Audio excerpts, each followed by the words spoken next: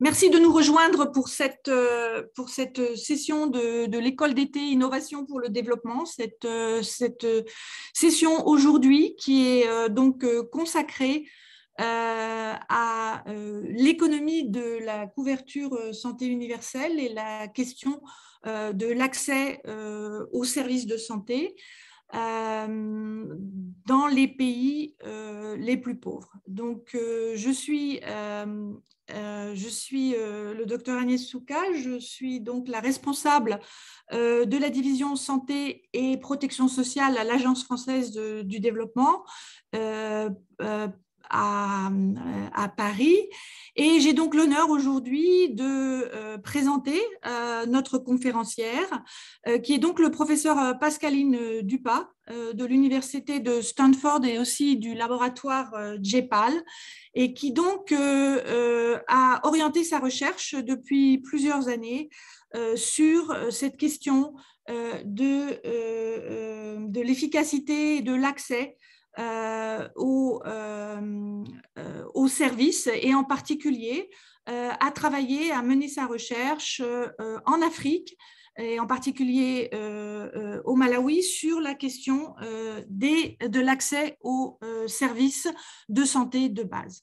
Donc, je veux donc donner la parole tout de suite à Pascaline pour qu'elle puisse nous faire sa présentation, qui sera suivie d'une discussion et de questions et réponses. À vous. Merci beaucoup. Bonjour Agnès, bonjour à tous. Merci d'être là. C'est un grand plaisir de me joindre à vous cet après-midi pour discuter des questions de santé pour tous. Et alors évidemment, depuis 1 an et demi, avec la crise Covid, la santé est très très présente dans les discussions, et j'imagine que beaucoup d'entre vous ont réfléchi de façon très sérieuse aux enjeux liés à la santé et en particulier à l'équité face à la maladie au cours de ces derniers mois. Mais ce que je voudrais faire aujourd'hui avec vous, c'est prendre un petit peu de recul et penser à la question de la santé pour tous de façon plus générale, au-delà de la crise Covid-19. Et pour ceux d'entre vous qui, comme moi, ne sont pas tout jeunes, vous vous souvenez sans doute que l'objectif de la santé pour tous n'est pas nouveau. C'était un des objectifs fondateurs de l'Organisation mondiale de la santé, et en particulier, la déclaration d'Alma-Ata en 1978 avait mis en place une stratégie visant à garantir la santé pour tous d'ici à l'an 2000. Okay? Et vous vous souvenez peut-être de ces affiches que je montre ici, ou de rapports qui discutaient des étapes pour atteindre ces objectifs. Donc évidemment, ces affiches qui parlent de la santé pour tous d'ici à l'an 2000 sont tout à fait anachroniques, puisque nous le savons tous, l'an 2000 est arrivé, il est reparti, et la santé pour tous, ça n'avait pas été un objectif qui n'avait pas été atteint. Ça ne veut pas dire qu'il n'y avait pas eu de progrès. Je vous montre ici le taux de mortalité infantile, de moins de 5 ans en 1978, donc au moment de la déclaration d'Alma-Ata. Et vous voyez qu'à l'époque, il y avait beaucoup de pays avec un taux de mortalité pour les jeunes enfants de moins de 5 ans qui était très, très élevé, au-dessus de 20%, c'est en rouge, ou entre 10 et 20% en orange. Et en 2000, beaucoup de progrès avaient été réalisés, avec une grande partie des pays qui avaient baissé considérablement leur taux de mortalité. En particulier, il y a très peu de pays en 2000 qui étaient au-dessus de la barre des 20%, et beaucoup de pays qui a été passés sous la barre des 5%, donc qui étaient passés de orange à bleu. Okay, donc c'est la carte de 1978 et voici la carte de 2000. Donc beaucoup de progrès en 2000. Maintenant, évidemment, la santé pour tous n'était pas là en 2000. Les progrès ont continué après 2000. Il y a les objectifs, une nouvelle échéance, si je puis dire, avec les objectifs millénaires de développement de 2015. Et beaucoup de progrès ont eu lieu entre 2000 et 2015. Et maintenant, on voit quand même que le taux de mortalité est beaucoup plus faible, avec plus aucun pays au-dessus des 20% et très peu de pays au-dessus de 10% et beaucoup de pays sous la barre des 5%. Alors, ce qui est très intéressant, c'est qu'en fait, le niveau de santé en fait, qui est obtenu aujourd'hui avec les ressources actuelles est plus élevé que ce qu'il était pour le même montant de ressources il y a 50 ans. Qu'est-ce que je veux dire par là?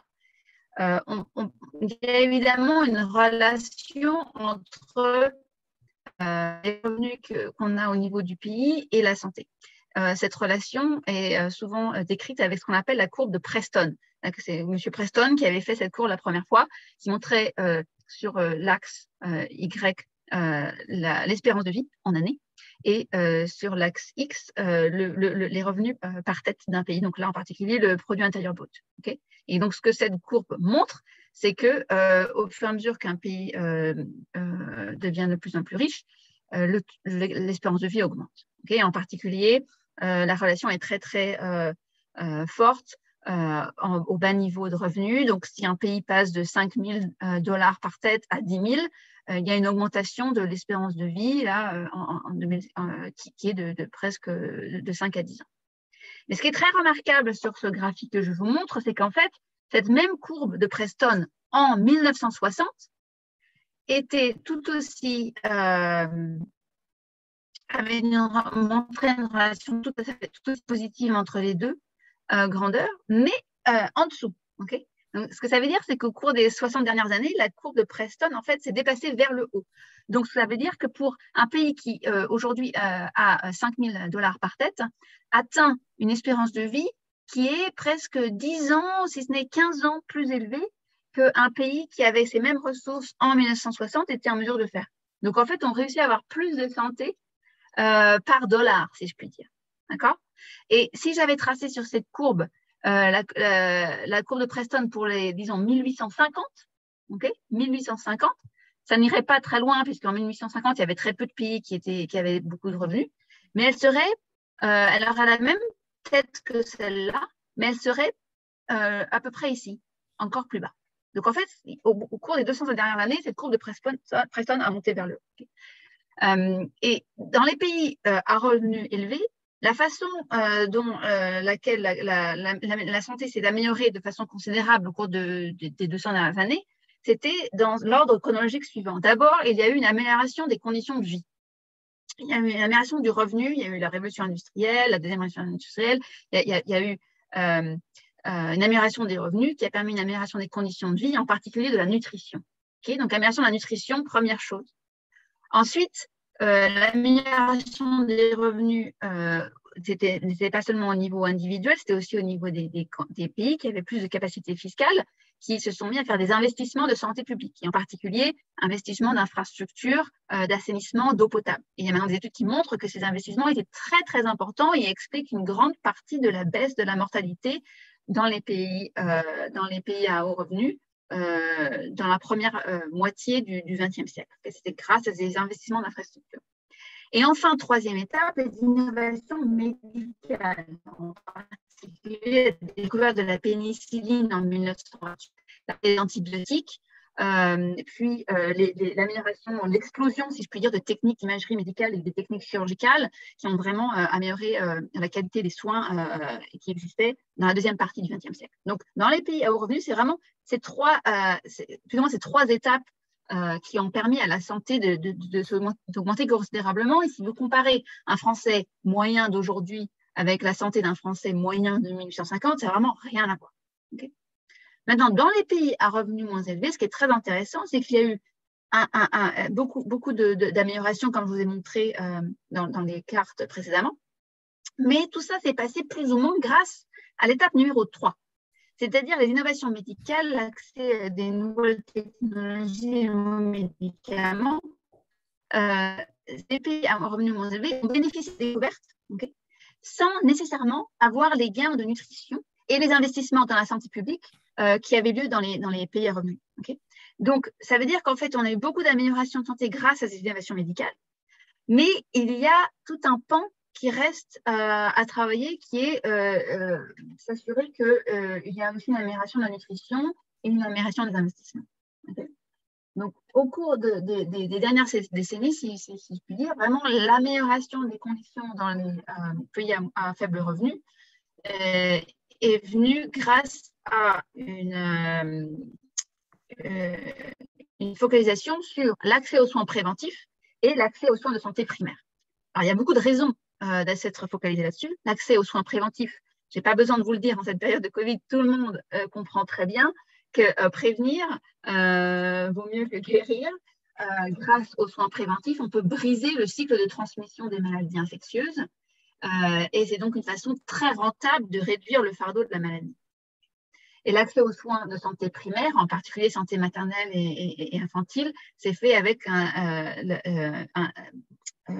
mise en place de centres de santé primaires à travers dans tous les pays, de la même façon qu'il y avait un gros effort pour améliorer l'accès à l'éducation primaire, mais un énorme effort fait pour s'assurer que tout le monde avait plus ou moins accès à des centres de santé primaires. Et parfois pour les zones très rurales, grâce à la mise en place d'agents communautaires de santé. Okay. Donc, si on essaie de penser aux facteurs clés, si je puis dire, aux déterminants fondamentaux pour la santé, il y a les soins médicaux, et donc j'englobe là-dedans les vaccins, les médicaments, les prestations de services. Il y a la nutrition, et ce que j'appelle l'environnement, c'est-à-dire la mesure dans laquelle il y a des maladies qui sont prévalentes dans l'environnement, la mesure dans laquelle l'environnement dans lequel j'évolue est assaini, le climat, la pollution, etc. Ça, ce sont trois facteurs très importants. En plus de ça, il y a évidemment aussi le mode de vie et la génétique. Je vais laisser ces deux choses un petit peu en retrait, puisque le rôle des facteurs génétiques, c'est beaucoup plus difficile d'intervenir là-dedans, bien évidemment. Et le mode de vie qui est s'assurer que les gens fassent suffisamment d'exercice, etc. Ce sont des questions qui touchent plus les pays à haut revenu où il y a des risques d'obésité, de surnutrition, de diabète, du fait de manque de routine saine, si je puis dire. Mais dans beaucoup de pays à faible revenu, où les gens doivent marcher partout, travailler dur les champs, etc., ces questions de s'assurer que les gens fassent de l'exercice tous les jours sont beaucoup moins, pour l'instant, importantes. Donc, on va laisser ça en retrait. On va se concentrer sur ces trois facteurs. Et donc, comme je le disais, j'ai perdu voilà. Comme je le disais, au cours des dernières décennies, il y a eu vraiment beaucoup d'efforts pour améliorer la qualité des intrants en termes de soins médicaux. Mais il y a eu beaucoup moins, si je puis dire, d'évolution en termes de nutrition et d'environnement. Okay, donc, on va revenir sur ces deux points-là quand on pense aux défis auxquels il faut s'attaquer dans la décennie à venir. Et pour l'instant, je voulais juste revenir un petit peu sur comment ça s'est passé au cours des dernières décennies, quelles sont les innovations qui ont eu lieu et quelles étaient les questions auxquelles des équipes d'acteurs de terrain et de chercheurs ensemble ont pu répondre. Donc, il y avait pour atteindre ces objectifs d'accès aux soins préventifs et accès aux soins de santé primaire plusieurs questions du côté de la demande et du côté de l'offre. Okay. Et du côté de la demande, en particulier, il y avait beaucoup de questions sur comment assurer l'accès et à quel prix. Comment s'assurer que les gens puissent accéder aux services sans que ce soit trop coûteux pour le système. Comment transmettre l'information pour que les gens sachent ce à quoi ils ont besoin de souscrire, etc. Et ensuite, il y a aussi toute une question du côté de l'offre. Comment en français, je suis désolée, des fois je cherche même en français, quel mode de livraison, si je puis dire, quel mode de prestation, le rôle d'agent de santé, le rôle des écoles dans la livraison des prestations de santé, et aussi plein de questions sur les incitations pour le personnel de santé à exercer leur métier dans les zones rurales et d'être très motivé là-dedans. Donc, je vais essayer d'aller assez rapidement sur les recherches qui ont été faites. Vraiment, le but, c'est d'illustrer la mesure dans laquelle il était important de faire ces recherches pour s'assurer qu'on atteigne les objectifs qui avaient été choisis, en particulier dans l'implémentation de ces idées. Parce qu'avoir accès aux soins préventifs, il y a très peu de raisons théoriques de douter que ce soit une bonne idée. Il n'y en a même aucune. C'est évident que c'est une bonne idée. Les questions étaient vraiment des questions de logistique, de pratique. Comment le mettre en place pour que ça marche. Et en particulier, il y avait un gros débat au début des années 2000, si je puis dire, c'était la question des frais d'utilisation. Est-ce qu'il faut facturer le patient, c'est-à-dire demander au patient de partager les coûts, ou est-ce que c'est OK de faire de la distribution gratuite? Et c'était un débat qui, quand on y pense en cette période de Covid, semble complètement anachronique à nouveau, puisque la question de la vaccination pour le Covid, par exemple, était évident depuis le début pour tout le monde que les vaccins contre la Covid-19 devraient être gratuits. Mais la question de la gratuité n'a pas toujours été aussi évidente. Donc, je voulais juste revenir un petit peu sur ce débat. Les gens qui étaient plutôt opposés à la gratuité disaient qu'en fait, si les gens vraiment, ça leur tient vraiment à cœur d'avoir accès à un service, ils devraient être en mesure de payer quelque chose. Et donc, les personnes qui ont besoin d'un bien devraient être prêtes à payer plus cher pour ce bien.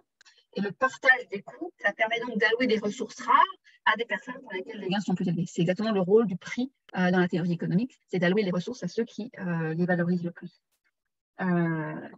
Et de plus, forcer les gens à payer quelque chose un petit peu, c'est aussi un bon mécanisme pour identifier ceux qui voudront bien aussi payer en temps l'effort qu'il faut pour utiliser un produit. Parce que pour les vaccins, à la limite, ce n'est pas le cas. Parce que pour les vaccins, une fois qu'on nous a mis les anticorps dans le sang, bon, j'ai rien à faire. Que j'ai été vaccinée, c'est tout, j'ai rien à faire. Mais pour d'autres produits, pensez aux préservatifs contre les maladies sexuellement transmissibles, pensez aux moustiquaires antipaludiques qui permettent de se protéger du palu. Pensez aux produits, au chlore dilué qui permettent de traiter l'eau avant de la boire. Tout ça requiert en fait un effort répété, presque journalier, pour s'assurer qu'on obtient les résultats de santé escomptés. Okay. Donc, ce n'est pas suffisant de convaincre un ménage d'investir dans du chlore, d'investir dans un filtre pour filtrer leur eau, d'investir dans une moustiquaire, d'acheter des préservatifs. Il faut aussi être sûr qu'ils vont les utiliser en heure et en temps voulu. Et donc, si on les fait payer quelque chose, peut-être que ça nous donne une garantie qu'ils sont suffisamment intéressés par ces produits pour les mettre à l'usage. Il y avait aussi des théories psychologiques qui disaient, en fait, le fait d'avoir payé pour quelque chose, ça me rend plus ou moins redevable à moi-même de l'utiliser. Sinon, c'est du gâchis. Je n'ai pas envie d'avoir le sentiment de gâcher mon argent. Donc, si j'ai payé pour quelque chose, ça va m'inciter à l'utiliser plutôt que de le laisser inutilisé dans un placard. Enfin, les gens qui étaient opposés à la gratuité étaient vraiment inquiets du fait que si je donne des choses gratuites aujourd'hui, peut-être que ça génère des attentes et que du coup, les gens vont s'habituer à obtenir des biens gratuits, ne vont plus jamais payer pour rien après. Et enfin, évidemment, d'un point de vue financier, plus c'est gratuit, plus ça coûte cher pour le gouvernement. Alors, à l'opposé, les gens qui étaient en faveur de la distribution gratuite disaient OK, tous ces arguments font sens, mais d'un autre côté, on sait aussi qu'il y a des gens qui ont vraiment très peu de sous. Et en particulier, les gens qui sont les plus sujets à ces problèmes de santé, les plus faibles, les plus vulnérables, sont peut-être les plus malades, sont ceux pour qui les prix sont un obstacle très important. Okay. Et même de petits prix peuvent décourager l'adoption. Donc, quitte à subventionner un produit à 50%, 60%, pourquoi pas ne le subventionner à 100%, puisque la petite marge qu'on demande aux patients de payer est en fait très faible en termes de revenus, vraiment ne change pas grand-chose à la viabilité financière du projet, mais peut vraiment décourager les ménages. Un autre argument en faveur de la distribution gratuite, c'est que ça permet l'apprentissage. L'apprentissage sans risque. Okay. Quand un produit est nouveau, je ne sais pas si c'est une bonne idée pour ma famille d'investir dans un filtre à eau, je ne sais pas si le filtre marche. Si je dois payer en plus de ça avant de savoir s'il marche vraiment, ça peut me décourager. Si j'ai la chance de l'essayer gratuitement, ça peut me convaincre. Enfin, et c'est sans doute l'argument le plus important pour la gratuité, et à nouveau en cette période de Covid-19, ça semble tout à fait évident, pour beaucoup de maladies qui sont des maladies infectieuses, il y a des retombées positives pour les autres. Si moi je suis vaccinée, évidemment, je protège ceux qui sont autour de moi. De même, si je me protège du palu avec une moustiquaire, ça réduit la probabilité qu'un moustique qui se balade soit porteur du parasite, vu que le parasite est transmis d'homme à homme à travers le moustique, et donc je protège les autres. Et le fait que mon comportement ait des retombées positives pour les autres, on le sait bien, c'est quelque chose que les gens ne tiennent pas en compte nécessairement quand ils prennent leurs décisions pour eux-mêmes. C'est une décision individuelle et le fait que mon comportement influence la santé des autres n'est pas nécessairement le facteur prédominant. Donc la gratuité, ça permet de faire en sorte qu'on atteigne, par exemple dans le cadre du Covid, ce qu'on appelle l'immunité de groupe beaucoup plus rapidement. Donc il y avait ce débat. Et beaucoup d'études ont été réalisées dans la fin des années 2000 en fait, pour essayer de trancher. Et beaucoup de ces études ont eu le même design. C'était en fait d'essayer de différents prix, différents montants de frais d'utilisation pour tout un tas de produits préventifs. Donc, il y avait le déparasitage, les moustiquaires contre le palu, le savon pour se laver les mains, le chlore pour désinfecter l'eau, rendre l'eau potable, etc. Et donc, là, je vous montre sur ce graphique six études qui ont été faites avec ce design. Et en fait, les individus étaient randomisés. Donc, vous avez entendu parler déjà de ce qu'est une étude randomisée, a commencé avec la présentation d'Esther lundi. Donc, ces études qui choisissent de façon aléatoire le prix auquel un ménage particulier va être soumis. Et donc, du coup, on sait, comme ça a été aléatoire, si je dois payer 100% du prix ou 0% du prix. Plutôt là, c'est l'inverse. 100%, ça veut dire que c'est subventionné à 100%, donc je dois payer 0. Ici, je paye 0. Ici, je paye, disons, $1. Et ce que je vous montre là sur l'axe Y, c'est la part des ménages qui ont acheté ou qui ont adopté le produit. Okay. Et donc, ce que ce graphique montre, c'est que quand le prix augmente, eh bien, la demande baisse. Okay. Donc, c'est très, très simple. Et c'est pas très surprenant. Plus quelque chose est cher, moins il y a de gens qui veulent l'acheter. Mais ce qui est surprenant, c'est que les prix n'ont pas besoin d'augmenter beaucoup pour que la demande tombe assez rapidement. Okay. Et donc, les gens, dans la plupart des cas, sont prêts à payer quelque chose, mais il suffit d'une légère augmentation pour faire tomber la demande rapidement. Et en particulier, la propension à payer pour la majorité des ménages est vraiment très rarement au-dessus du coût du coût brut, si je puis dire, du produit, et au-dessus de 2 ou 3 $. Okay, donc, même pour des produits qui ont fait une valeur assez élevée, la capacité de payer des ménages est très limitée.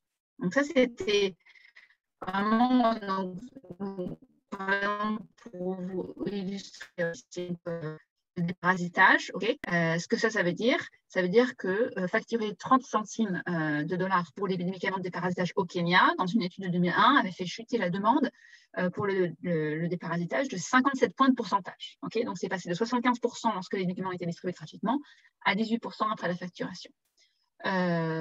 Au Kenya, pour les moustiquaires, c'est une étude à laquelle j'avais participé. On a vu que facturer 60 centimes de dollars, donc seulement 10% du prix réel de la moustiquaire imprégnée d'insecticides à longue durée, ça a réduit leur utilisation de 60 points de pourcentage par rapport à la distribution gratuite. Okay. J'ai d'autres exemples dans l'eau et l'assainissement. 3 études, une au Kenya, une en Zambie, une au Bangladesh, qui regardent tous des produits un petit peu différents, les chaussures en caoutchouc qui aident à empêcher la contamination par les parasites, le désinfectant au chlore pour l'eau, et même les latrines donc qui permettent aux gens d'éviter d'avoir à pratiquer la défécation en plein air. Dans tous les cas, moins ça coûte cher, plus c'est subventionné, plus un grand nombre de ménages peuvent se le permettre. Donc, ça, c'était la leçon numéro 1 de toutes ces études, c'était qu'en fait, il suffit de pas grand-chose pour décourager les ménages en fait, en termes de prix. Donc, leur capacité de payer est très limitée. Effectivement, il y a des études qui montrent que c'est en améliorant les facilités de crédit, en facilitant l'accès à des produits innovants en termes d'épargne, on peut améliorer un petit peu la demande. Okay, donc, ça, c'est une option, c'est d'améliorer l'accès aux produits financiers. Mais de fait, l'accès aux produits financiers est souvent beaucoup plus compliqué à mettre en place que tout simplement rendre les produits complètement gratuits. Ce sont en moyenne des produits qui sont peu chers et les distribuer en masse de façon gratuite semble être ce qu'il y a de plus efficace en termes d'impact sur la santé. Et c'est en partie parce qu'il s'avère qu'en fait, les gens sont tout aussi susceptibles d'utiliser des produits gratuits que ceux pour lesquels ils ont payé. Donc, cette peur que les gens avaient, qui était que peut-être que si je donne les choses gratuitement, les ménages ne vont pas penser que ça vaut le coup. Ils vont se dire non, mais c'est quoi ce truc qu'on donne gratuitement, ça ne m'intéresse pas. Cette peur n'était pas fondée. C'est-à-dire que j'ai payé ou non pour ma moustiquaire, j'ai autant de chances de l'utiliser. C'est ce que ce graphique montre, qu'en fait, le prix payé n'influe pas.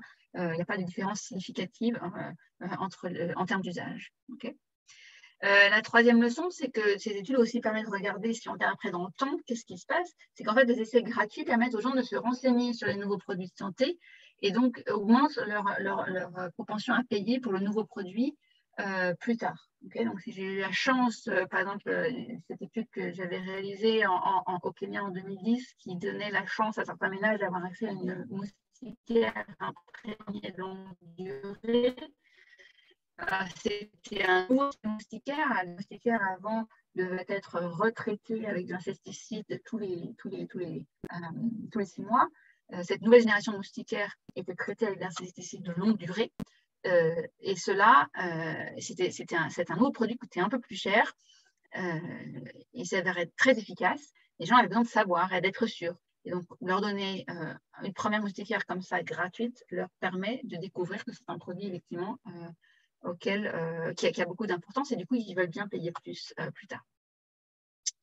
La quatrième leçon de ces études, c'est qu'il y a certains types de produits pour lesquels tout le monde n'est pas intéressé. Okay, en particulier, le chlore désinfectant.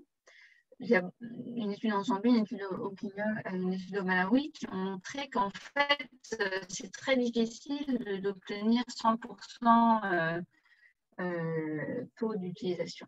Il y a à peu près, je dirais, la moitié, même plus de la moitié des ménages, même dans les zones rurales, même si on leur donne du chlore désinfectant gratuitement, ils ne l'utilisent pas. Certains, c'est parce qu'ils ont déjà accès à de l'eau propre. Il y en a d'autres qui préfèrent utiliser d'autres méthodes, comme faire bouillir l'eau, utiliser des filtres, et d'autres qui vraiment n'aiment pas du tout le goût chloré de l'eau. Donc, c'est un peu une limite dans toutes ces études au cours de plusieurs décennies. C'est très difficile d'obtenir un taux d'utilisation au-delà de 50%. Mais ça ne veut pas pour autant dire que pour identifier ces 50% qui veulent bien utiliser le chlore, il faut leur faire payer. Parce que si on fait payer le chlore, c'est pareil, tout de suite, la demande tombe très rapidement. Donc, à la place, en fait, ce qui est bien, c'est de trouver un système pour identifier ceux qui vont vraiment utiliser le chlore sans le donner à ceux qui vont gâcher. Et quand je dis gâcher, c'est parce qu'en fait, si une infirmière vous dit mais il faut vraiment utiliser du chlore, voilà, je vous donne du chlore pour votre bébé, c'est un peu difficile de dire à l'infirmière, ah bah non, moi ça ne m'intéresse pas. Donc, les gens vont se sentir obligés de le prendre, même s'ils n'ont pas l'intention de l'utiliser. Donc, du coup, ça peut créer un peu de gâchis ou ça augmente les coûts du programme, puisque même les gens qui ne sont pas intéressés le prennent en se sentant un petit peu obligés. Donc, on avait fait une étude au Kenya en 2007 qu'on a répliquée au Malawi en 2018, qui était de voir si on pouvait en fait cibler par le biais de coûts non financiers. Et en particulier, demander aux ménages de faire un petit effort pour pouvoir récupérer leur chlore désinfectant, en fait, sous la forme de coupons, de bons ou d'avoir. C'est-à-dire pour pouvoir avoir une bouteille de chlore désinfectant chaque mois, ils devaient se rendre à une pharmacie locale ou à un centre de soins local. Et du coup, ça avait l'avantage de faire que seulement les ménages qui voulaient vraiment utiliser ce produit se sont donné la peine d'aller échanger leurs bons pour le produit. Et donc, ça marchait très, très bien dans le sens où ce système élimine tous les gens qui ne sont pas vraiment intéressés, ne font pas l'effort d'aller chercher le chlore gratuit. Et ceux qui sont vraiment intéressés font l'effort. Donc, en fait, vous n'éliminez aucun des ménages qui auraient traité leur eau. Dans le cas du Kenya, on a vu que ça éliminait seulement 1% des ménages qui auraient traité leur eau si on leur avait donné le chlore chez eux. N'ont pas fait l'effort d'aller chercher avec le bon, mais sinon, tous les autres ont fait l'effort. Donc, du coup, c'est une façon de réduire ce qu'on appelle les erreurs d'inclusion sans augmenter les erreurs d'exclusion. Et au Malawi, on a pu répliquer exactement ces mêmes résultats 10 ans après. Et on a vu aussi dans le cadre du Malawi que essayer d'augmenter l'utilisation du chlore en demandant aux assistants de santé communautaire de parler aux ménages, de leur dire que c'est vraiment très important d'utiliser le chlore, etc., ça n'a eu aucun effet. Donc, en fait, le système de bons marche très, très bien pour aider ceux qui veulent le chlore à l'avoir et à l'utiliser, et essayer de faire plus de choses pour convaincre ceux qui ne sont pas intéressés de le faire, ça ne semble pas bien marcher. Okay, donc, après toutes ces recherches, et donc là, j'ai juste illustré avec quelques-unes, mais il y a eu plus d'une vingtaine, une trentaine d'études de ce type randomisées qui ont été réalisées au cours des 20 dernières années, beaucoup par des membres affiliés du laboratoire GEPAL, mais aussi en dehors. Et la recommandation très claire de politique qui vient sur la base de ces recherches est que subventionner les frais d'utilisation pour les principaux produits de santé préventifs et même éliminer le partage des coûts dans la mesure du possible semble tout à fait optimal. Ça ne veut pas dire rendre les choses gratuites, ça ne veut pas dire qu'on les amène jusque chez les gens. Dans certains cas, la méthode de livraison peut être au travers de ces bons que je viens de mentionner qui permettent de cibler ceux qui ont vraiment un intérêt pour le produit. Okay. Alors, du côté de l'offre, il y a eu aussi beaucoup de recherches. Un point très important, mais vraiment qui est très basique, hein, tout le monde le sait, mais il faut toujours le rappeler, c'est qu'une des choses les plus importantes, c'est l'accès physique aux services et aux produits et à la qualité. Si tout le monde a accès à des soins de basse qualité, ça ne va pas améliorer la santé. Si les gens n'ont pas accès proche, ça va être trop difficile pour eux d'obtenir les soins. Donc, il faut vraiment qu'il y ait des soins qui soient accessibles suffisamment près, de bonne qualité. Et là, il y a eu certains progrès qui ont été faits, mais il y a encore un certain nombre de problèmes liés à la prestation des soins de santé de proximité qui ont été documentés. Certains pays ont encore une pénurie de personnel de santé, manque d'équipements, de médicaments, etc. Bon, la crise Covid, évidemment, a rendu ce problème très visible. Tout le monde a vu les problèmes de manque d'oxygène lors de la récente vague en Inde, et d'autres pays, évidemment, ont le même problème. N'avoir pas assez de lits pour accueillir les malades en période de crise. Lors des crises Ebola, certains pays affectés n'avaient pas assez de place pour tous les malades. Un autre problème, c'est le temps d'attente. S'il y a trop peu de personnel de soins, Ça veut dire qu'il faut venir et attendre très longtemps avant d'être vu. Et des fois, il y a suffisamment de personnel de santé officiellement sur le registre, mais en pratique, il y en a peu qui sont là du fait d'un problème d'absentéisme.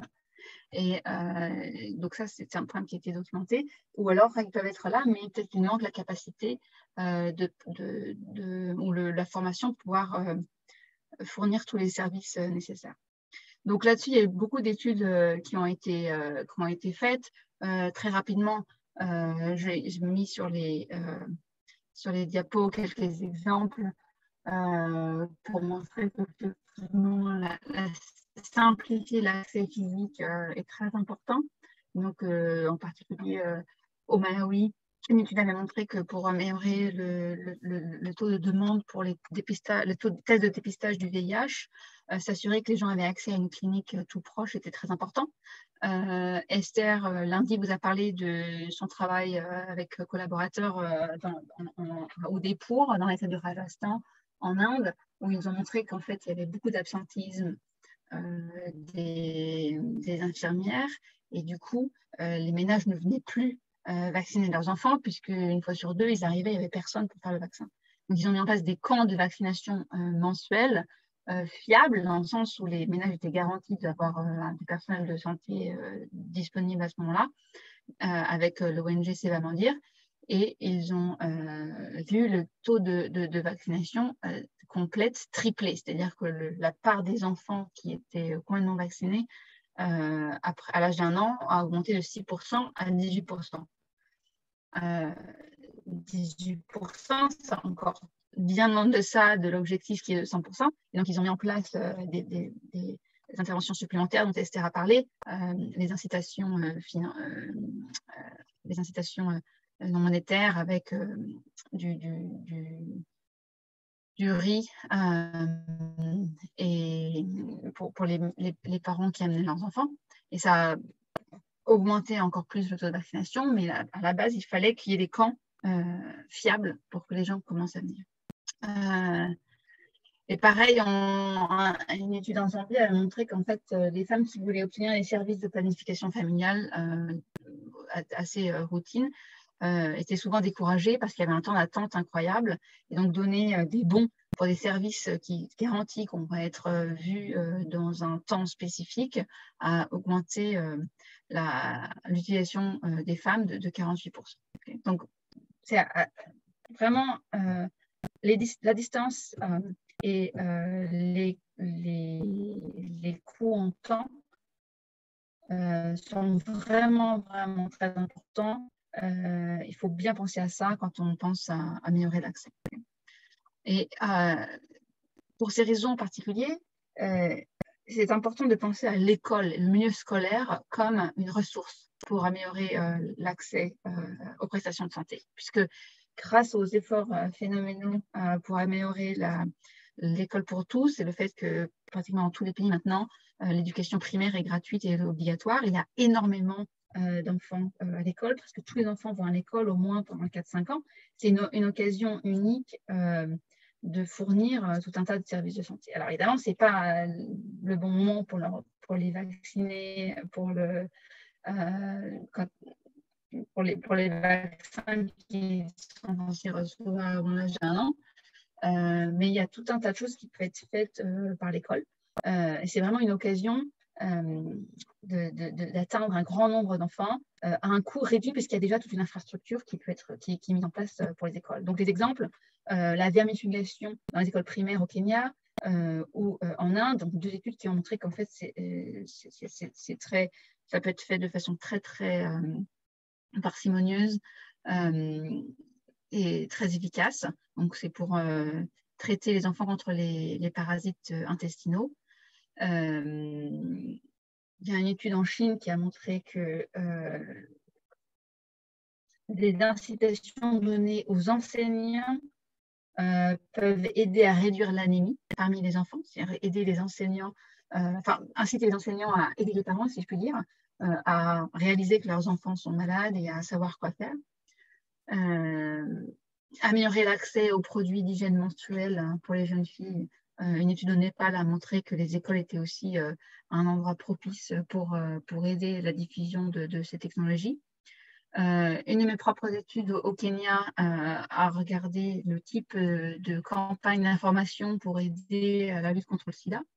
Et enfin, des tests de vision et l'accès à des mails gratuits au travers des écoles en Chine a aussi très, très bien marché. Donc ça, ce sont des exemples d'études. Les 6 qui sont cités là sont des études qui avaient été faites avec des designs randomisés qui ont montré donc des effets importants. Souvent, les effets sur la santé sont accompagnés par des effets sur l'éducation, puisqu'en fait, améliorer la santé des enfants, c'est très, très important pour améliorer leur potentiel scolaire, si je puis dire. Ils peuvent être présents plus, ils peuvent se concentrer plus, ils peuvent apprendre plus. Et donc, vraiment, penser aux écoles comme une opportunité pour améliorer l'accès aux prestations de santé est très important. Maintenant, souvent, en pratique, ça requiert des accords entre le ministre de l'Éducation et le ministre de la Santé. Et je me souviens avoir un peu des discussions comme ça avec au ministère de l'Éducation, m'entendre dire que ben non, en fait, il faut aller parler au ministère de la Santé. Le ministère de la Santé, ben non, mais ça devrait être financé par le ministère de l'Éducation. Et souvent, ils pouvaient se renvoyer la balle. Donc, trouver une façon de coopérer, c'est très important vu le potentiel que cela a. Tout ne peut pas être fait, évidemment, à travers les écoles. Il y a beaucoup d'aspects, beaucoup de prestations de santé qui ne sont pas spécifiquement pour les enfants en âge scolaire. Et donc, on a évidemment besoin de systèmes de santé, de soins ouverts à tous. Et là, il y a encore des obstacles à la performance des agents de santé, des obstacles qui viennent souvent du fait qu'ils ne peuvent ne pas avoir les connaissances ou l'expertise nécessaires pour fournir les soins de qualité. Ou alors ne pas avoir les bonnes incitations. Okay. Et donc, il y a encore besoin de beaucoup de travail pour comprendre comment inciter ou motiver les agents de santé à être là et à fournir les soins de qualité. Okay. Souvent, il y a un manque de surveillance, il y a un manque d'incitation à la performance, il y a des infrastructures physiques qui peuvent être médiocres dans certaines parties isolées ou rurales des pays, qui fait que les agents de santé peuvent complètement se sentir démotivés. Donc, qu'est-ce qui peut être fait là-dessus? Il y a encore beaucoup de choses à apprendre. Je liste ici juste quelques leçons préliminaires des études qui ont été faites. Il y a certaines études qui ont essayé de comprendre si on pouvait inciter les agents à être présents, vu que l'absentisme est un problème. Est-ce qu'on peut dire, voilà, si vous êtes absent trop souvent, on va vous pénaliser, ou si vous êtes présent plus souvent, on va vous donner un bonus. En fait, la mise en œuvre de ces programmes d'incitation peut être difficile. Donc, en fait, en pratique, ce qui marche très bien, c'est que s'il y a une incitation, les gens y répondent, mais comment faire pour que l'incitation soit vraiment mise en place, c'est ça qui est difficile. Si tous les agents de santé d'un centre de santé se mettent d'accord entre eux pour ne pas vraiment comment dire, pour falsifier les registres, par exemple, eh bien, c'est très difficile pour le district de savoir qu'effectivement, dans ce centre de soins, les gens ne sont pas là. Après, on peut se dire, bah, les patients, on peut nous le dire, les patients peuvent être les acteurs qui vont dire, non, non, ça ne marche pas du tout, personne n'est là, ils peuvent se plaindre, ils peuvent passer des coups de téléphone. Se reposer sur les patients eux-mêmes, sur les ménages eux-mêmes pour faire ce système de surveillance, c'est pas la panacée. Ils ont beaucoup d'autres choses à faire et ça peut être très difficile pour un individu de faire face à tout un système, de faire face à des gens qui sont beaucoup plus éduqués qu'eux, qui sont allés en tertiaire apprendre la médecine ou apprendre à être infirmier. C'est très très difficile pour les ménages d'agir comme moniteur, si je peux dire. Donc, on a encore beaucoup de choses à apprendre pour comprendre comment réduire les problèmes d'absentéisme. Pareil, les incitations aux résultats peuvent susciter un plus grand effort, mais leur impact va être différent en fonction du contexte. Et en particulier, si les prestataires manquent de connaissances ou de formation sur la manière d'atteindre un résultat particulier, leur dire on va vous payer plus si vous atteignez, si vous réussissez à baisser le taux de mortalité maternelle dans votre région, ça ne va pas marcher s'ils n'ont pas les outils pour baisser ce taux de mortalité maternelle. On peut aussi penser à des récompenses non financières, donc par exemple encourager la motivation prosociale, ça peut être aussi efficace dans certains contextes. Et comme je le disais tout à l'heure, la surveillance communautaire n'a généralement pas été efficace et plus d'études sont nécessaires pour comprendre comment vraiment utiliser le fait que les individus, les ménages, les patients sont ceux qui finalement ont le plus à gagner de l'amélioration de la qualité des performances. Comment est-ce qu'on peut vraiment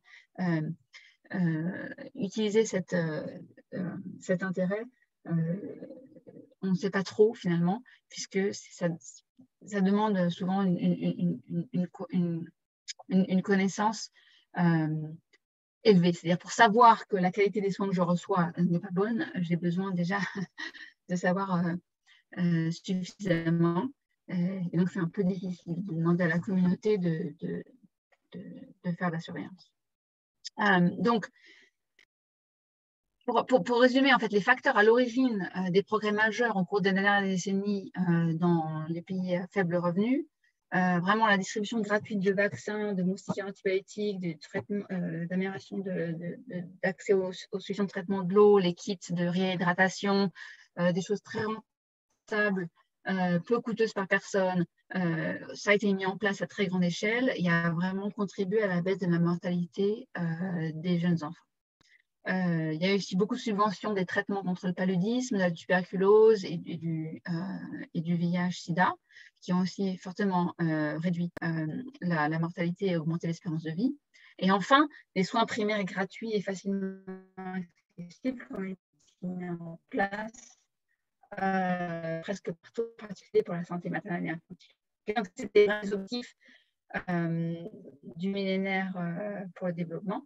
Et la date butoir était 2015. Énormément de progrès ont été faits entre 2000 et 2015. Okay.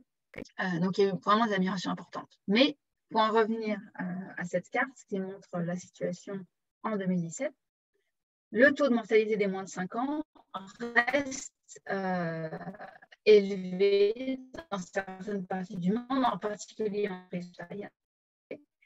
Et de toute façon, il n'y a pas la mortalité qui nous importe, évidemment, mais aussi la morbidité.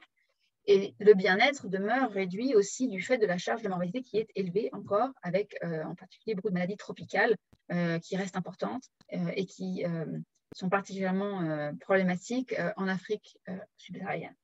Donc, les défis à relever pour la décennie à venir, c'est, numéro 1, aller au-delà des services primaires et augmenter l'accès aux soins hospitaliers, donc pas juste le primaire, mais aussi s'assurer que les gens puissent avoir des soins nécessaires quand ils ont un cancer, une maladie du rein, etc. Donc aller au-delà des soins primaires.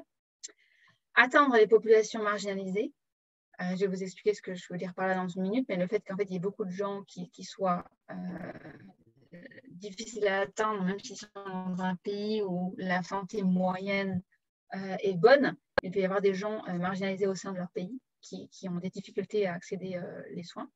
Combattre la malnutrition et surtout, je conclurai par ça, la qualité de l'environnement. Donc, le défi de l'accès aux soins hospitaliers pour tous, là, c'est vraiment, il faut mettre en place des services de soins hospitaliers de qualité, adaptés et adaptables en temps de crise. Donc, une fois de plus, la crise Covid a mis en évidence le fait qu'il y avait sans doute pas suffisamment d'hôpitaux dans beaucoup de contrées, pas suffisamment de capacité pour accueillir plein de malades à la fois, ou surtout pas suffisamment de capacité pour avoir en même temps des malades réguliers, si je puis dire, d'un autre côté, sans un risque de contamination.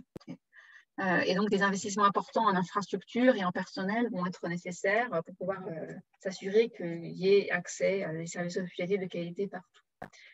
Et ça va devoir être mis en place main dans la main avec des programmes d'assurance santé ou de couverture médicale universelle. Donc, certains pays ont déjà commencé. La Côte d'Ivoire est en train de mettre en place la CMU. Et il y a d'autres pays africains comme le Ghana qui ont essayé de mettre en place un programme de santé, d'assurance nationale santé, maintenant il y a presque 10 ans. L'Indonésie aussi a mis en place un programme comme ça. Ce qu'on a appris de ces programmes, c'est qu'il y a souvent des enjeux autour de comment s'inscrire, faut-il payer pour s'inscrire, y a-t-il une cotisation, comment est-ce qu'on informe les gens, qui peuvent vraiment créer des points de blocage. Okay. Donc, d'autres pays, comme par exemple l'Inde, ont pris une approche assez différente dans certains États, comme par exemple l'État du Rajasthan, où j'ai beaucoup travaillé moi-même, qui est de dire non, non, on n'a pas besoin de s'inscrire, n'importe qui est pauvre, qui a été décrété pauvre par le census de 2011, a accès à cette assurance santé sans rien faire. Il suffit de se présenter à n'importe quel hôpital qui fait partie du programme et on peut avoir accès aux soins directement, il n'y a pas de cotisation. Donc, une fois de plus, éliminer les frais d'utilisation complètement, éliminer les cotisations, éliminer l'inscription, ça rend tout de suite le problème beaucoup plus simple, parce qu'on n'a pas besoin de commencer par faire venir les gens dans un endroit spécial pour s'inscrire avec des documents, etc. Après, ça, le problème inverse qui est que peut-être que du coup, il y a trop de gens qui utilisent le programme. Si on n'a pas une façon de cibler le programme pour vraiment atteindre les gens qui sont les plus pauvres, ça peut créer des coûts très importants. Donc, il y a un peu un arbitrage à faire ici. Et une autre question importante qu'il faudrait étudier, c'est le rôle du secteur privé. Donc, en Inde, par exemple, la qualité des soins hospitaliers publics est souvent très faible, avec de très, très gros problèmes d'incitation pour le personnel de santé. Et donc, du coup, le système d'assurance public, si je puis dire, en fait, se repose sur le secteur privé.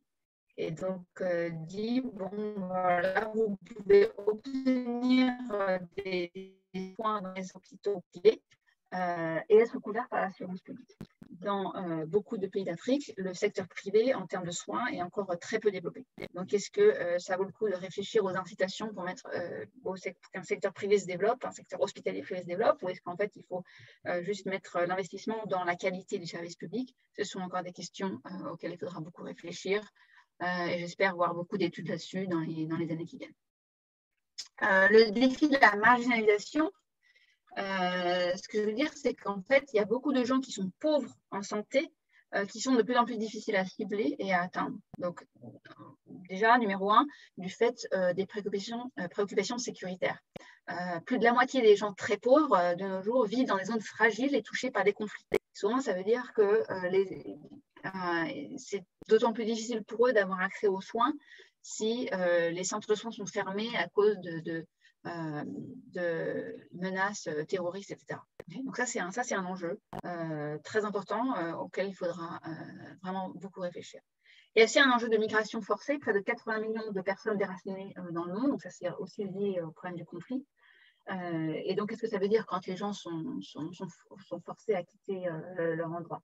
Si on a un système d'assurance santé nationale qui couvre tout le monde, disons en Côte d'Ivoire, mais ça veut dire que les gens qui arrivent réfugiés du Mali après des attaques terroristes ne peuvent pas avoir accès aux soins, qu'est-ce qu'on fait pour ces réfugiés? Question importante. Il y a aussi de grandes inégalités au sein des pays. Une étude par Lucy Page et Ronnie Pandey de 2019 a montré qu'un grand nombre des personnes pauvres ou ayant un retard de croissance vivent en fait dans des pays à revenus intermédiaires et non pas des pays à revenus faibles. Donc là, la question, c'est qu'est-ce qu'on fait quand certains pays ne démontrent pas un très grand intérêt à garantir la santé des très pauvres? Si il y a suffisamment de ressources, mais c'est un choix de ne pas investir dans la santé des pauvres, qu'est-ce qui peut être fait pour changer ça? C'est vraiment un problème politique. Quels sont les outils auxquels on a accès? C'est tout un autre type de question. Et ces inégalités au sein des pays entre les riches et les pauvres, parfois s'observent au sein même des ménages. C'est des inégalités de distribution de droits au sein des ménages qui peut limiter l'impact de la croissance des revenus, par exemple. Un pays peut devenir riche sans que tout le monde bénéficie, ou l'impact des transferts monétaires. l'impact même des programmes de subvention pour la santé, leur impact peut être réduit du fait qu'au sein du ménage, les ressources ne soient pas partagées de façon égale. Donc, il y a beaucoup de femmes en particulier et d'enfants qui souffrent de malnutrition alors qu'ils habitent dans des ménages non pauvres. Il y a une étude de Brown et co-auteurs qui avait montré que 75% des femmes en sous-poids et des enfants sous-alimentés en Afrique subsaharienne ne se trouvent pas parmi les 20% les plus pauvres des ménages. Okay, et environ la moitié ne se trouve pas dans les 40% les plus pauvres. Okay, ça veut dire qu'il y a la moitié des femmes en sous-poids et des enfants en sous-alimentés qui sont parmi les 60% des ménages les plus riches. Donc, comment on aide ces personnes-là?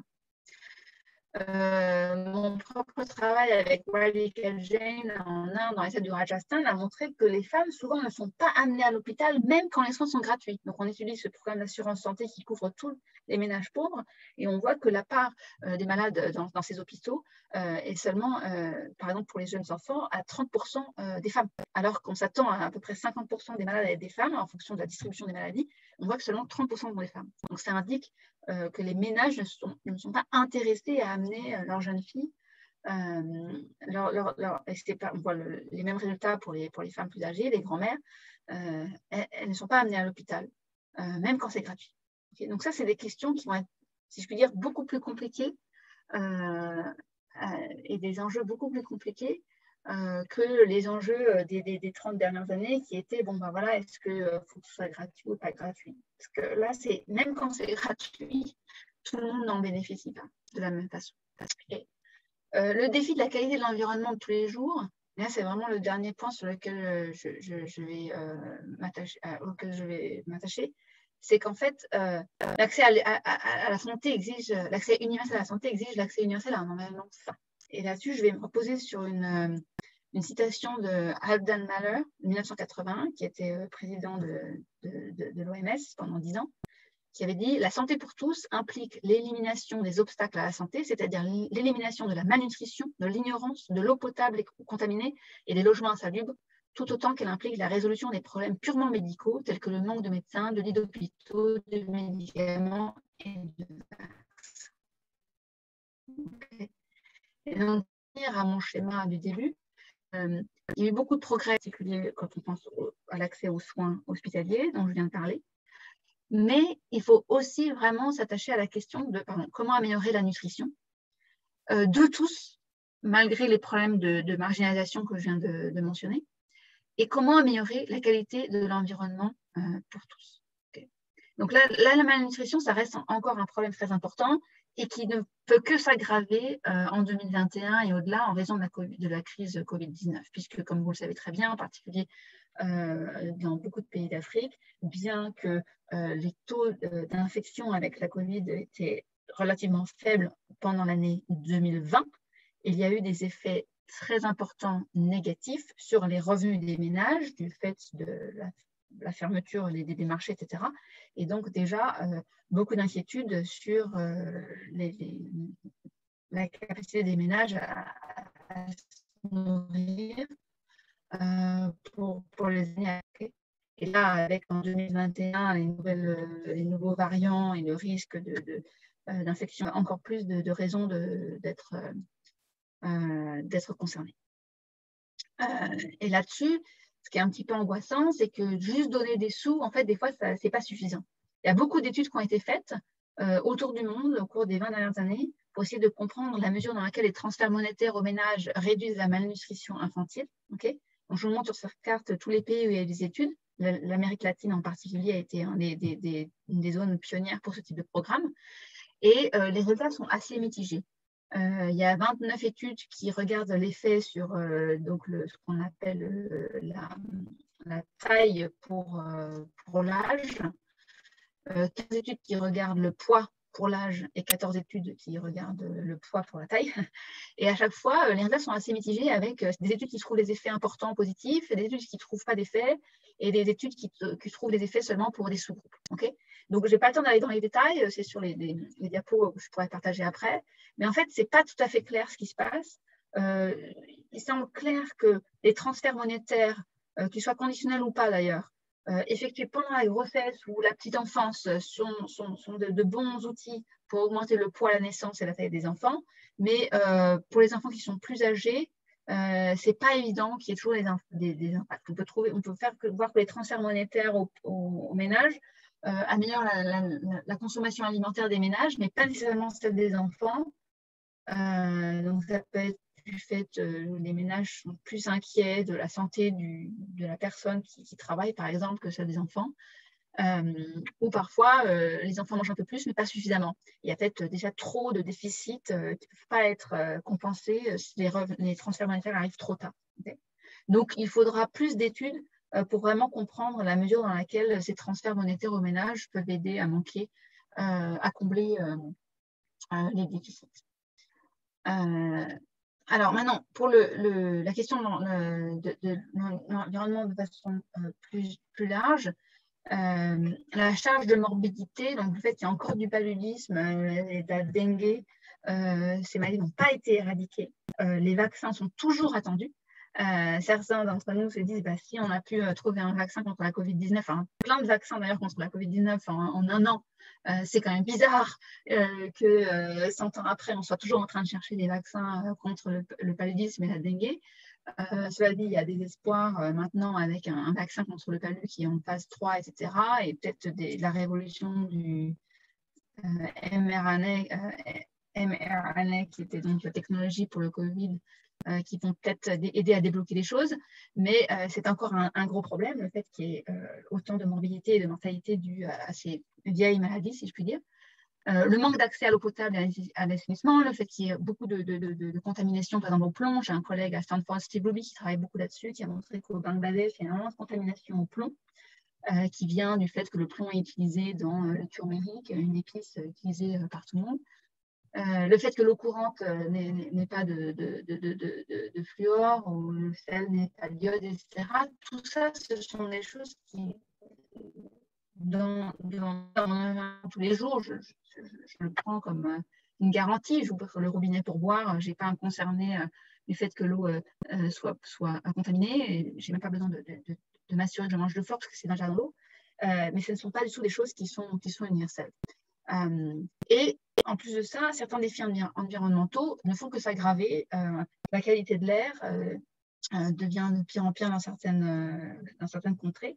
Et le changement climatique, évidemment, ne va faire qu'aggraver la situation. Avec une probabilité accrue d'événements météorologiques extrêmes, très très très forte chaleur, par exemple, qui sont très détrimentaux à la santé. Donc, comment améliorer la qualité de l'environnement dans lequel les populations pauvres vivent? Là, c'est vraiment des enjeux très, très compliqués et peut-être les enjeux pour lesquels le type d'évaluation randomisée micro peuvent être le moins utile, puisqu'en fait, c'est vraiment des questions comment s'améliorer, s'assurer que des biens publics globaux soient mis en place. L'éradication du paludisme ou de la tuberculose requiert un peu des efforts très, très importants, coordonnés. Puisque si un petit pays comme le Rwanda essaye d'éradiquer la malaria tout seul, c'est pas possible puisque le moustique l'Ouganda en cours. Donc, il appelle des biens publics globaux. De même, avec l'atténuation des effets du changement climatique. Là, c'est même évidemment, les pays émergents peuvent adopter des technologies de croissance qui sont moins polluantes que celles qui ont été utilisées par les pays à haut revenu avant. Mais tant que les pays à haut revenu ne changent pas leur comportement, il y aura des effets dramatiques sur le climat, qui auront des effets dramatiques sur la pauvreté et la santé des gens pauvres. Donc là-dessus, il faut aussi, à mon avis, penser très fortement à adapter les politiques, en particulier les politiques d'immigration, qui doivent vraiment intégrer les préoccupations de justice environnementale. Donc, penser à l'asile pour les réfugiés climatiques, ça me semble une évidence, même si politiquement, ce n'est pas du tout sur le tapis dans plein de pays à revenus élevés. La tendance a plutôt l'air d'aller à l'opposé, mais je pense que c'est une réalisation qui doit être faite. Que la part des gens qui quittent leur pays du fait de contraintes climatiques devient de plus en plus forte. Il y a aussi des politiques au niveau national qui peuvent être mises en place. Donc, ça, c'est sans doute plus facile, si je puis dire, que la coordination globale. En particulier, anticiper un petit peu le mouvement des gens vers les villes. On anticipe beaucoup d'urbanisation. La moitié de la population africaine, si ce n'est plus, va être urbaine d'ici 2030. Et donc, préparer les villes, c'est-à-dire assainir, mettre comment dire, sewerage, je ne trouve pas le mot en français, s'assurer que les eaux usées puissent être dégagées, etc., de façon saine, assurer qu'il y ait de l'eau potable partout, etc. Tous ces investissements en eau et assainissement, en transport public sont très importants. Et s'ils sont faits en amont de l'arrivée de beaucoup de migrants urbains plutôt qu'en aval, c'est d'autant plus efficace et moins coûteux. Et aussi des politiques d'élimination de la discrimination, en particulier à l'égard des femmes dans des pays qui sont très stratifiés, à l'égard des castes inférieures ou des minorités ethniques. Puisque tant qu'il y a des discriminations, il y aura toujours des minorités marginalisées qui n'auront pas accès aux nouvelles infrastructures ou aux soins. Donc, à tous les niveaux, il y a une question de volonté politique très importante. Et au niveau national en particulier, souvent se pose la question des capacités des gouvernements. Dans certains gouvernements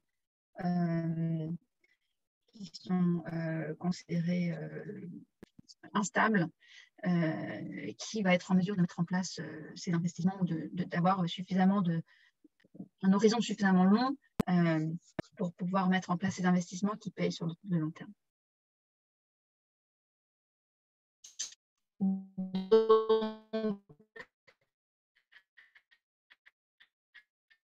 Très bien. Je crois que… Voilà. Professeur Dupas, nous sommes arrivés à la fin parce qu'il nous reste peu de temps pour les questions.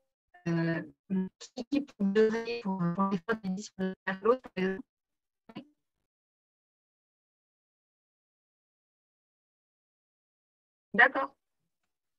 Donc, je conclue justement là-dessus. Mentionner l'exemple du PEPFAR, qui était donc un effort très important du gouvernement américain pour lutter contre le sida, en particulier en Afrique subsaharienne. Et donc, je voulais encourager les gens qui ont le pouvoir de réfléchir à ces questions-là, de réfléchir potentiellement à un plan Marshall contre le paludisme, qui serait un investissement très important, en particulier des gens de la France et du Royaume-Uni, qui n'ont jamais vraiment rien fait de tel que PEPFAR, cette fois pour le paludisme. Voilà, je m'arrête là. Merci.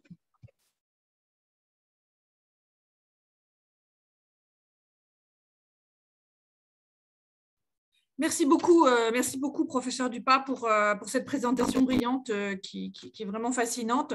Je veux rappeler que professeur Paquet-Dupas est lauréate du prix Carrière de la Fondation nationale pour la science et a reçu le prix de la meilleure jeune économiste décerné par Le Monde en 2015 et qu'elle a obtenu un doctorat en économie de l'École des hautes études en sciences sociales de Paris en 2006. Alors, nous avons beaucoup de questions des participants, donc je vais essayer un petit peu de les grouper, mais d'abord un petit résumé rapide donc, des messages de professeur Dupas. D'abord, donc, ce message très clair qu'il y a eu un véritable changement technologique dans les dernières décennies qui font que la courbe qui lie le revenu au niveau de santé s'est déplacée avec une meilleure rentabilité de l'investissement en santé aujourd'hui grâce à ces changements technologiques, des nouveaux vaccins, des nouveaux médicaments, des nouvelles technologies préventives. Le deuxième, un message extrêmement important, très soutenu par la recherche, par l'évidence, entre autres par ses propres recherches, de la question d'élasticité prix, qui montre vraiment que sur les innovations de la prévention, il y a vraiment un très fort effet du prix, même à un prix bas, et que donc la gratuité est un élément essentiel si l'on veut que les technologies préventives, les nouvelles technologies soient utilisées par les plus pauvres. Je retiens également un message important sur toujours le rôle du problème de l'offre, du rôle maintenant reconnu depuis longtemps, mais pour lequel on voit toujours une grande problématique de la question de la distance et du temps d'accès, donc de vraiment cet accès géographique et cet accès aux services qui reste un problème, je dirais un problème têtu dans les pays les plus pauvres. Le potentiel des services qui sont fournis dans les écoles, bon, évidemment pas pour la petite enfance, mais pour en particulier, on l'a vu avec la santé de la reproduction et le sida, un grand potentiel des écoles sur l'éducation à la sexualité et à la santé de la reproduction, mais également d'autres potentiels, à commencer par l'école primaire. Encore des domaines sur lesquels il faut qu'on comprenne mieux, de façon plus fine, les circonstances dans lesquelles certaines interventions fonctionnent ou non, qui sont les interventions sur la qualité des soins et les déterminants en général de la performance et les incitatifs. Et puis vraiment la question du changement d'agenda dans le sens où on parle aujourd'hui pas tant de pays pauvres que de populations pauvres ou de populations marginalisées. Et on sait qu'aujourd'hui, à peu près 60% des pauvres en fait, vivent dans des pays à moyen revenu. Et que dans le futur, la question est plus de réfléchir aux populations exclues, aux déterminants sociaux, et également à la question, aux questions humanitaires, aux questions de migration, de réfugiés, et donc de déplacement de la problématique. Et puis donc la conclusion sur cette nécessité d'investir, et ça la crise Covid-19 nous l'a montré, dans les biens communs mondiaux, les biens publics mondiaux, qui aujourd'hui ne bénéficient pas vraiment de mécanismes institutionnels qui en assurent le financement de façon soutenable, puisque le financement des actions de santé qui sont dans cet espace sont généralement financés par plutôt des mécanismes d'aide. Donc des mécanismes qui fonctionnent plutôt sur la redistribution, sur l'équité, plutôt que sur la problématique de biens publics mondiaux ou de biens publics, de biens communs mondiaux. Alors dans les questions, Pascaline, je vois un premier groupe de questions qui est vraiment la question du panier de soins.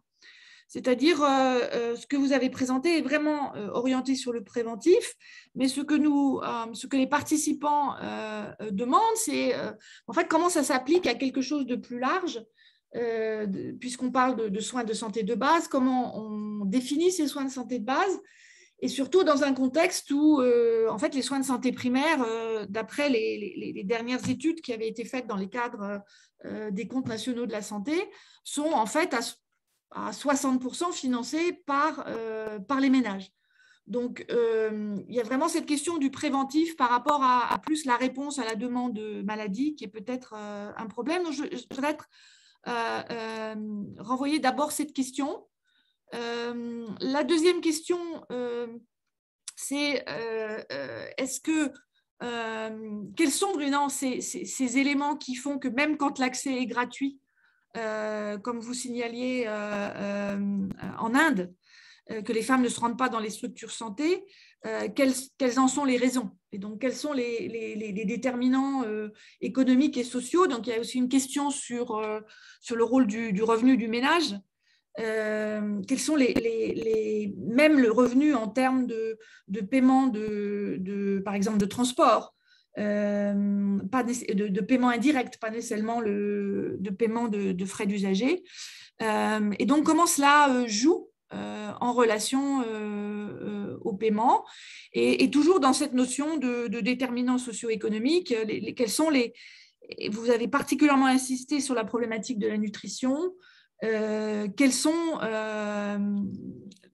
ces facteurs qui font que les femmes souffrent de malnutrition dans les ménages non pauvres, et que l'on trouve donc des problèmes de santé dans des ménages qui n'appartiennent ni aux 40%, ni aux 20% les plus pauvres. Donc, quels sont les facteurs-là, les facteurs-là que l'on peut identifier. Donc, voilà une première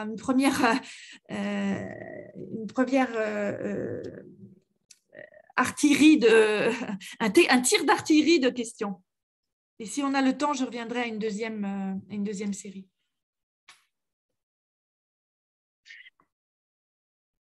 D'accord, merci. J'essaie d'être rapide en fait sur la question du panier de soins. Je suis tout à fait d'accord que les objectifs jusqu'à présent étaient assez ciblaient le préventif, vraiment les choses de base, les vaccins et les soins les soins prénataux et les moustiquaires, etc. Et en termes de curatif, c'était vraiment limité en fait ce qui était garanti à tous. Moi, mon propre opinion, c'est qu'il faut agrandir la gratuité et rendre un panier de soins primaires aussi accessible vraiment gratuitement un peu partout. Ça a été le cas, par exemple, ce qu'a fait l'Inde en mettant un peu partout des centres de soins primaires publics où tout est gratuit. Après, ce qui limite en fait ce qu'il y a dans le panier, c'est pas nécessairement ce qu'il y a sur le papier, mais ce qui est fait de facto sur le terrain. Si les personnels de soins ne sont pas suffisamment là, ou s'ils ne sont pas suffisamment motivés, ou s'ils n'ont pas suffisamment de formation, au final, il y a peut-être certaines parties des choses qui sont censées être faites qui ne sont pas faites ou qui ne sont pas disponibles. Si les systèmes de procurement, de fournissage des ressources ne marche pas bien, s'il y a trop de délais entre la livraison des produits nécessaires à certains soins et quand on en a besoin. Du coup, de fait, le panier peut être officiellement très large et de fait très restreint. Donc, c'est je pense qu'il faut encore beaucoup de travail pour vraiment mettre en place des systèmes de soins curatifs. Et donc, les questions que vous avez mentionnées d'incitation pour le personnel de santé, d'améliorer aussi des systèmes les structures physiques, les investissements dans le stockage, des inégalités au sein des ménages. Et le fait qu'au sein des ménages non pauvres, il peut y avoir des femmes ou des enfants qui sont sous-alimentés, ou de même en Inde, ce qu'on voit, c'est des femmes qui ne sont pas amenées à l'hôpital à leurs besoins. La cause principale de ça, en fait, ça vient contre les femmes en particulier. À la base, ça peut s'expliquer, tout ça s'explique avec le fait qu'il y a une volonté moindre d'investir dans la santé des femmes que d'investir dans la santé des hommes. En Inde, dans mes propres travaux avec Radical Jane, c'est absolument le cas. On voit le même ménage qui est très content d'emmener un homme à l'hôpital, même si l'hôpital est à 50 km, mais ils ne vont pas le faire pour la femme. Donc, du coup, effectivement, payer les transports pour les femmes, ou mettre en place des systèmes d'ambulance pour les femmes gratuits pourrait aider à réduire le problème. Puisqu'on trouve dans notre étude que si une femme habite juste à côté d'un hôpital et que c'est gratuit, alors là, il y a quand même plus de chances qu'elle soit emmenée. C'est encore pas autant de chances que l'homme, mais beaucoup plus que si elle habite loin. Donc, il faut réduire les coûts, non seulement les coûts financiers, mais aussi les coûts de transport, les coûts en temps. Il y a aussi en Inde le problème que ce n'est pas possible pour une femme de sortir de chez elle toute seule, plus ou moins. Donc, il faut qu'elle soit accompagnée par un homme. Si l'homme travaille, il ne va pas accompagner sa femme à l'hôpital pendant un jour de travail. C'est un manque gagné. Donc, tous ces enjeux, en fait, des normes sociales genrées très très fortes qui contribuent à cet effort pour changer en fait les discriminations genrées dans le pays. Donc c'est pas du tout évident. En Inde, ça fait très très longtemps que c'est un problème et pays de plus en plus riches, mais le problème ce qu'on appelle missing women, le fait qu'il y ait des femmes qui ne vivent pas alors qu'elles devraient exister. Le problème qu'Amartya Sen avait noté en 1999 est encore plus présent maintenant qu'il n'était il y a 100 ans, bien que le pays soit beaucoup plus riche. Donc c'est pas du tout facile de changer les normes, mais il y a des programmes qui sont mis en place pour essayer de changer en fait dès le jeune âge la perception des hommes en particulier vis-à-vis des femmes. Je crois qu'Esther a mentionné une étude par Simada Chandran, Divada et Tarun Ben en Inde qui montre que justement un programme d'éducation dans les écoles auprès des jeunes aide à améliorer la perception des femmes parmi les jeunes hommes. Donc après, l'espoir, c'est que ça va changer leur attitude dans le futur. En Afrique, il y a aussi bien évidemment des discriminations contre les femmes très importantes. Après, le fait qu'il y ait beaucoup de femmes qui soient sous-alimentées, même dans les ménages moins pauvres, ça peut aussi venir du fait que le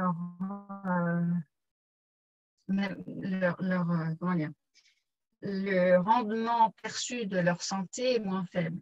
Donc, si c'est l'homme qui va travailler, c'est l'homme qui a besoin d'être bien nourri pour pouvoir faire des travaux très difficiles.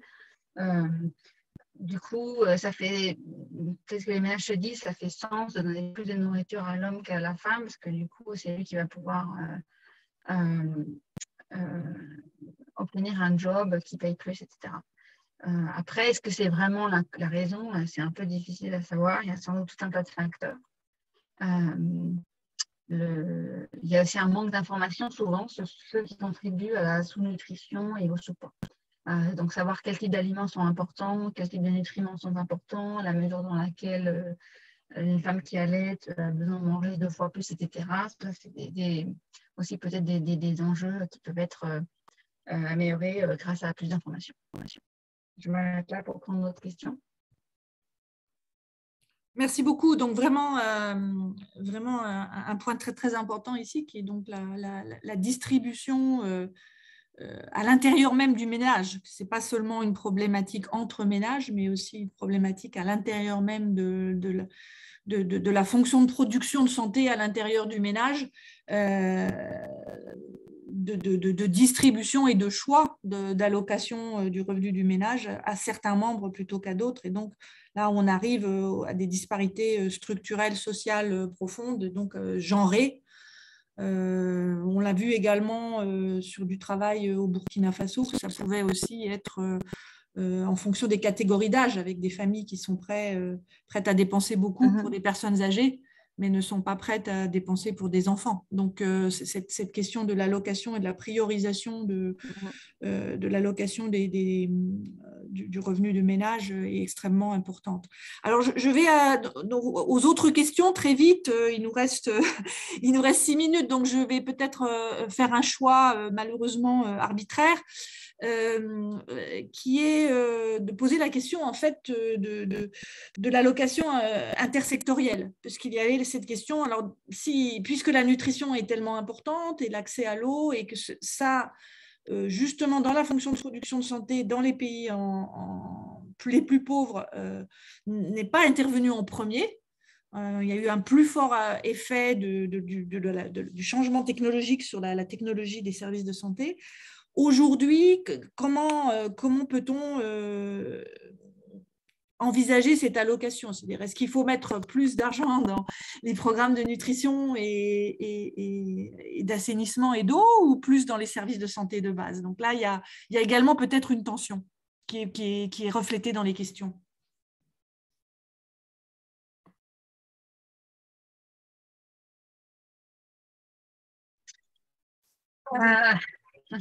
La réponse facile, c'est de dire que ce n'est pas l'un ou l'autre. Dans l'idéal, ce serait les deux. Donc, pour ça, je parle d'un plan Marshall pour la santé. Il faudrait faire tout en parallèle. Après, ce que j'essayais d'illustrer, c'est le fait qu'investir dans la nutrition, ça peut être difficile puisque ce n'est pas nécessairement suffisant d'augmenter les revenus des ménages. En fait, utiliser les écoles, ça peut être un moyen assez efficace. Donc, donner, par exemple, je ne l'ai pas mentionné dans la présentation, mais en fait, maintenant, j'y pense, ça me semble évident. Fournir des repas scolaires, par exemple, c'est une façon d'améliorer la nutrition des enfants. Maintenant, les enfants dans beaucoup de pays ne commencent pas l'école avant 5-6 ans, donc ça peut être un peu tard. Il peut y avoir déjà des déficits importants, mais parlant d'intersectionnalité, vu qu'il y a beaucoup de pays qui se lancent un peu dans des efforts d'accès à l'école maternelle, en fait, preschool, dès l'âge de 3 ans, ou même d'offrir des systèmes de garde d'enfants. Tous ces efforts pourraient être aussi l'occasion de mettre en place des systèmes pour nourrir les enfants, en fait, qui pourraient marcher. Moi, je me souviens quand j'étais enfant en France, on devait boire un verre de lait à chaque repas à l'école primaire. Moi qui n'aimais pas du tout le lait, je détestais ça. Je trouvais ça. Je n'étais pas du tout contente contre. J'en voulais un jeune féerique qui avait mis vraiment en place bien 100 ans avant. Mais ça faisait déjà partie de cette idée que l'école est un moyen de faire auprès des enfants ce que parfois les parents ne vont pas être en mesure de faire ou ne vont pas penser à faire. Donc, investir dans la nutrition au travers de l'école, ça peut être un moyen de circonvenir au fait que parfois, juste en donnant les transferts financiers ou en améliorant les revenus par la croissance, on n'a pas nécessairement les effets nutrition escomptés. Et après, pour ce qui est des investissements d'infrastructures, d'assainissement, etc., je pense que c'est vraiment très, très, très important.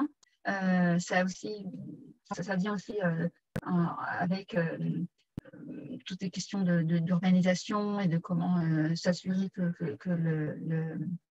l'Afrique en particulier, mais aussi d'autres pays, s'urbanisent de façon efficace, si je puis dire. Et si on commence à dire c'est soit l'un, soit l'autre, c'est pas possible. Donc, il faut faire les deux. J'aimerais avoir plein de ressources de tenir les porte-monnaies. Mais à mon avis, c'est un moment où il ne faut pas lésiner sur les moyens. Il faut y aller à fond. Il faut que l'AFD, la Banque mondiale, le USA le FMI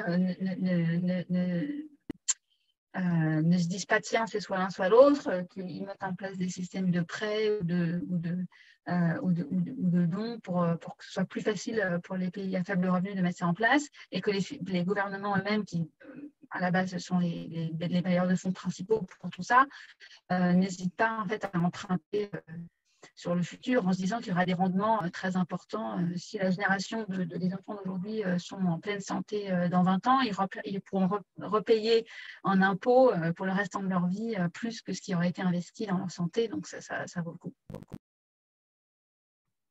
Très bien. Bien, nous arrivons à la fin de notre conférence. Donc, je veux vraiment très chaleureusement remercier professeur Pascaline Dupas en lui disant vraiment à quel point je vois dans les messages de ceux qui nous écoutent leur enthousiasme et leur gratitude pour la richesse de cet exposé et le résumé vraiment très analytique de l'état de la connaissance sur le sujet des